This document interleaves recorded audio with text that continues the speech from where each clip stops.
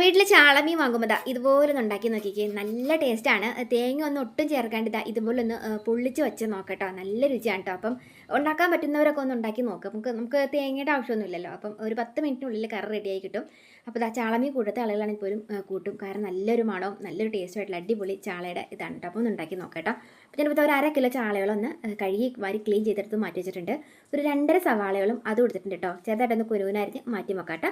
ഇനി നമുക്ക് മസാല തയ്യാറാക്കാവേ. അപ്പോൾ ചട്ടിയിലേക്ക് ഒരു കുറച്ച് എണ്ണ എടുത്ത് വെച്ചിട്ട് ഫസ്റ്റിൽ തന്നെ ഒന്ന് കറിവേപ്പിലിട്ട് പൊട്ടിക്കുക കേട്ടോ. അതിനുശേഷം ഇതുപോലെ സവാള ഒരു 2.5-3 സവാളകളുണ്ടായിരുന്നു കേട്ടോ. കനം കുറച്ച് അരിഞ്ഞിട്ട് നമുക്ക് ഇതുപോലെ ഒന്ന് എണ്ണയിലേക്ക് ഇട്ട് കൊടുത്തിട്ട് കറിവേപ്പില ഇട്ട് കൊടുത്തിട്ട് ഇതുപോലെ ഒന്ന് വഴറ്റി കൊടുക്കാവേ. ഇങ്ങനെ ചെറുതായിട്ടൊന്ന് വഴന്ന് നെയ്യുമ്പോണ്ടല്ലോ, നമുക്ക് അതിനകത്തേക്ക് ഇഞ്ചിയും വെളുത്തുള്ളിയും പച്ചമുളകും കൂടെ കൂട്ടിയിട്ട് മിക്സിയുടെ ജാറിലൊന്ന് കറക്കിയിട്ട് ഇതുപോലെ ഇട്ട് കൊടുത്താൽ മതി കേട്ടോ. അപ്പം നല്ല ഒരു ഗ്രേവി മതി ചോറ് തിന്നാനായിട്ട്, അത്രയ്ക്ക് ടേസ്റ്റാണ് കേട്ടോ. അപ്പം ഇഞ്ചി വെളുത്തുള്ളി പച്ചമുളകും കൂടെ കൂടിയിട്ട് ഇതുപോലെ ഒന്ന് ചതച്ചിട്ട് കൊടുത്തതിന് ശേഷം ഇതും കൂടെ കൂടിയിട്ട് നമുക്കൊന്ന് വയറ്റി കൊടുക്കാം കേട്ടോ. ഇനി നമുക്ക് ഇതുപോലെ ഇത് സെൻറ്റർ ഭാഗം ഒന്ന് മാറ്റി ഒന്ന് പകഞ്ഞ് വെച്ചിട്ടുണ്ടല്ലോ. നമുക്ക് ഇതിനകത്തേക്ക് ഒരു ഇത്തിരി എണ്ണ സെൻറ്ററിലൊക്കെ ഒഴിച്ചു കൊടുത്തിട്ട് ആ എണ്ണയുടെ മുകളിലേക്ക് ഉണ്ടല്ലോ ഒരു 1.5 സ്പൂണോളം മല്ലിപ്പൊടി ഇട്ട് കൊടുക്കാം കേട്ടോ. നല്ല ടേസ്റ്റ് ആയിരിക്കും ഒരു മസാലയ്ക്ക്. അപ്പോൾ ഇതുപോലെ ഒരു 1.5 സ്പൂണോളം മല്ലിപ്പൊടി ഇട്ട് കൊടുക്കാം. പിന്നെ അതിനകത്തേക്ക് ഉണ്ടല്ലോ നമുക്ക് ഈ ഗ്രാമ്പു ഏലക്ക പട്ട പൊടിച്ചതുണ്ടെങ്കിൽ അതിട്ട് കൊടുത്താൽ മതി. അതല്ലെങ്കിൽ മീറ്റ് മസാലയുടെ പൊടി ഉണ്ടല്ലോ, അത് നമുക്ക് പാക്കറ്റ് വാങ്ങാൻ കിട്ടുന്നത്, അതുണ്ടെങ്കിൽ ഒരു സ്പൂണോളം അത് ഇട്ട് കൊടുക്കാം. എന്നിട്ട് അതുപോലെ നന്നായിട്ടൊന്ന് ഈ ഒരു സവാളയുടെ കൂട്ടത്തിലേക്ക് ഇട്ടിട്ട് ഒരു പച്ച മണമുണ്ടല്ലോ, മല്ലിയുടെ മല്ലിക്കൊത്തൊക്കെ ഉണ്ടല്ലോ, അതൊക്കെ ഒന്ന് മാറുന്ന രീതിയിലൊന്ന് നന്നായിട്ടൊന്ന് കൂട്ടി ഇളക്കി ഇതുപോലെ ഒന്ന് വയറ്റി കൊടുക്കാം കേട്ടോ.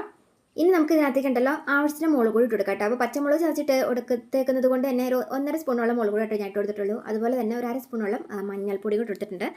ഇനി ഇപ്പോൾ ഈ ഒരു മസാല നന്നായിട്ട് കൂട്ടി ഇളക്കി മിക്സ് ചെയ്ത് കൊടുത്തതിന് ശേഷം ഉണ്ടല്ലോ, നമുക്ക് അതിനകത്തേക്ക് നല്ല പഴുത്ത തക്കാളി ഉണ്ടെങ്കിൽ നിങ്ങൾക്ക് അരിഞ്ഞിട്ട് കൊടുക്കാൻ പറ്റുമെങ്കിൽ അരിഞ്ഞിട്ട് കൊടുത്തോ. അതല്ല നമുക്ക് വേണമെങ്കിൽ മിക്സിയുടെ ജാറിലൊന്ന് കറക്കി ഇട്ട് കൊടുക്കണം എന്നുണ്ടെങ്കിൽ അങ്ങനെ ചെയ്യാം. ഞാനിപ്പോൾ എളുപ്പത്തിനൊന്ന് ഇതുപോലെ ഇട്ട് കൊടുത്തിട്ടുണ്ട് കേട്ടോ. ഇനി ഇത്രയും ഈ ഒരു ഗ്രേവി ഐറ്റംസ് നമുക്ക് നന്നായിട്ടൊന്ന് വയറ്റി കൊടുത്തതിന് ശേഷം ഉണ്ടല്ലോ, ഇതിനകത്തേക്ക് ചെറിയൊരു കഷ്ണം കുടപ്പുളി ഇട്ട് കൊടുക്കാം കേട്ടോ. കുടപ്പുളി ഇട്ട് കൊടുത്തിട്ട് നമ്മൾ ആവശ്യത്തിന് വെള്ളം എടുത്ത് ഒഴിച്ചിട്ട്, ഒരുപാട് വെള്ളം വേണ്ട, ഒരു കുറച്ച് വെള്ളം മതി കേട്ടോ.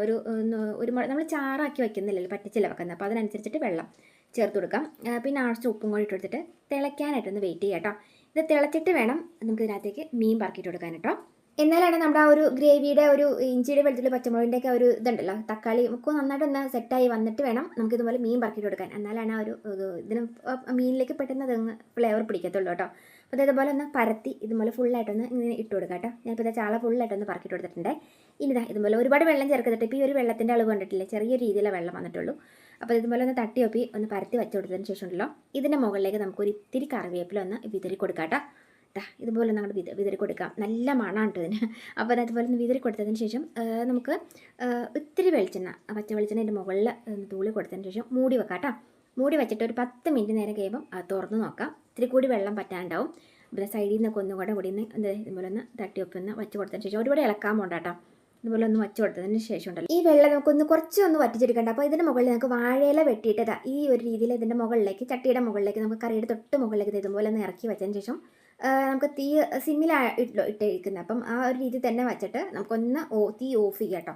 തീ ഓഫ് ചെയ്തിട്ട് അതങ്ങോട്ട് മൂടി വെച്ചേക്കാം. അപ്പോൾ ചട്ടിയുടേതായ ഒരു ചൂട് കൊണ്ട് ശരിക്കും ആ ഒരു വെള്ളമൊക്കെ അങ്ങോട്ട് വറ്റി ഒരു 10-15 മിനിറ്റ് നേരം കഴിയുമ്പം തുറന്ന് നോക്കാം കേട്ടോ. ശരിക്കും ആ വാഴയിലൊക്കെ കണ്ടോ, ഈ ഒരു രീതിയിലായി കിട്ടും കറി. നല്ല ടേസ്റ്റും നല്ല മണമാണ്. ഈ ഒരു വാഴയില തുറക്കുമ്പോൾ തന്നെ കറി നമുക്ക് കോരി കഴിക്കാൻ തോന്നും, കാരണം ഈ ഒരു ഗ്രേവി മാത്രം മതിയിട്ട് ചോറിനാനായിട്ട്. അപ്പോൾ അത്രയ്ക്ക് ടേസ്റ്റാണ്. അപ്പോൾ നമുക്ക് കൊഴുവ വെച്ചിട്ടും ഈ ഒരു രീതിയിൽ തന്നെ ചെയ്തെടുക്കാം. ചാളയും കൊഴുവയും നമുക്ക് ഇങ്ങനെ ചെയ്തെടുക്കാം കേട്ടോ. കിളിമീൻ ചെയ്തെടുക്കാനും കുറച്ചും കൂടെ ഒക്കെ നല്ലത് ചാളയും കൊഴുവയും തന്നെ ഇട്ട് ഇങ്ങനെ ചെയ്തെടുക്കുന്നതായിരിക്കും കേട്ടോ. അപ്പം ഒന്ന് ഉണ്ടാക്കി നോക്കാം കേട്ടോ. കിളിമീനൊക്കെ വെച്ച് ചെയ്യുമ്പോൾ ചിലപ്പോൾ ഇങ്ങനെ പൊടിഞ്ഞു പോകാൻ ചാൻസ് കൂടുതലാണ്. അപ്പം ചെറിയ ചാളമീനും ചെറിയ കൊഴുവ മീനൊക്കെ കിട്ടുവാണെങ്കിൽ ഉണ്ടാക്കി നോക്കിയിട്ട് എങ്ങനെ എടുത്ത് പറയേ. അപ്പോൾ നല്ലൊരു വീഡിയോ കാണാം കേട്ടോ. നിങ്ങൾക്ക് വീഡിയോ ഇഷ്ടപ്പെട്ടവരെ പറ്റുന്നുണ്ടെങ്കിൽ എല്ലാം മറക്കില്ല ഷെയർ ചെയ്യാൻ മറക്കരുത്. അപ്പോൾ ഇതുപോലെ കുഞ്ഞു ടിപ്സിനായിട്ട് പേജ് ഫോളോ ചെയ്യാം കേട്ടോ. പിന്നെ നല്ലൊരു വീഡിയോ കാണാം. ബൈ.